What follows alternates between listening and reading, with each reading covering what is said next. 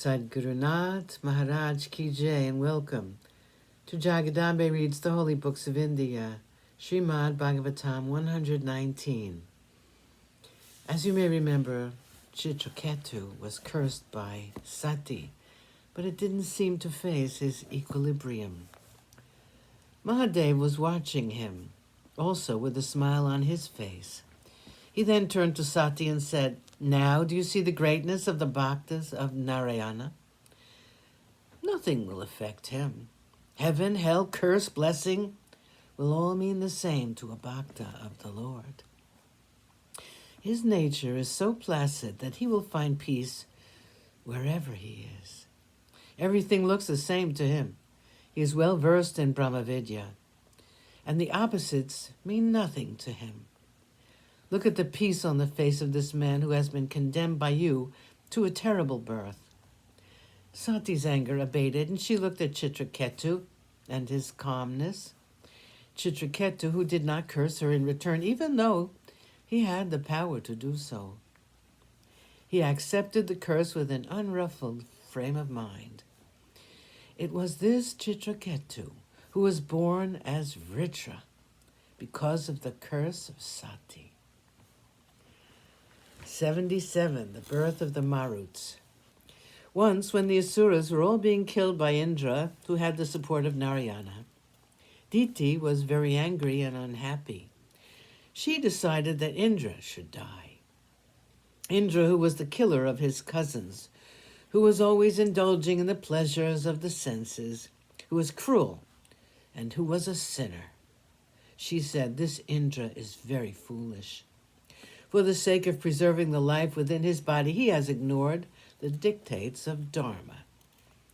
What is a human body, even if it is that of a king, a ruler, a demigod? After death, hardly 2 days after, or 3, vultures, dogs, and worms have a feast of it.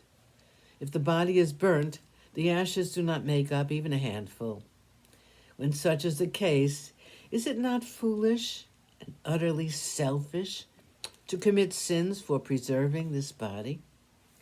I must become the mother of a son who will destroy this Indra." Diti approached her husband, Kashyapa, with her request and asked him to help her to realize her desire. She adopted a subterfuge to get her husband's promise. She served him so well for a long while that he was pleased with her and said, "I am so pleased with you that I will grant you any boon you want. Ask me."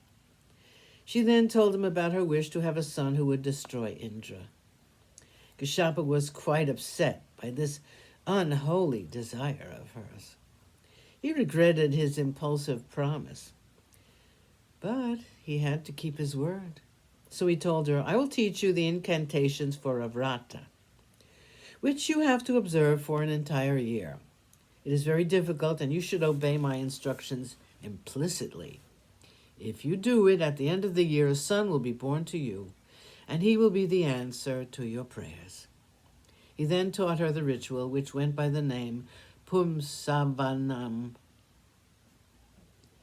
bearing the child of Kashyapa in her womb. Diti observed the vrata very strictly.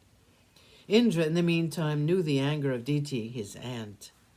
He also knew about the vrata which she was observing to produce a child which would kill him. Indra came to Diti and took upon himself the task of attending on her. Daily he would bring flowers and fruits and samida with kusha grass for her. He would himself carry for her pure water for her requirements. He was always with her, watching her incessantly. Diti was touched by the devotion of her nephew, and in her womanly generosity did not gauge the depth of the hypocrisy that was part of Indra's devotion to her. Indra was waiting for the moment when she would forget herself and relax from the strict observance of the vrata. He was like a hunter stalking his prey, but try as he might, he could not see her relaxing even for a moment. She was observing all the rules set down by Kashyapa, and she had not made a single mistake. Still, he persevered. Sadgurunath Maharaj Ki Jai. Thank you for coming. I hope you come again.